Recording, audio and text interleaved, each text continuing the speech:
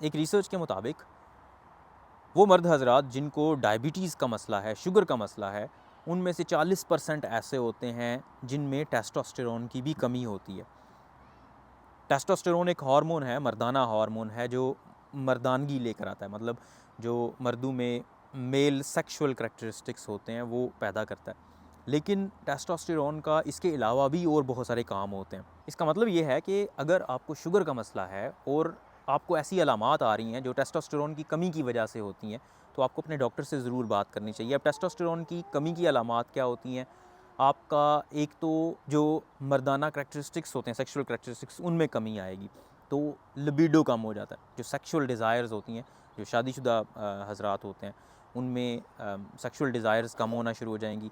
Erectile dysfunction हो जाता है, मतलब जो पीनस होता है उसका तनाव कम हो जाता है। इसके अलावा मूड थोड़ा लो रहना शुरू हो जाता है, हर वक्त जिस्म में थकावट रहती है।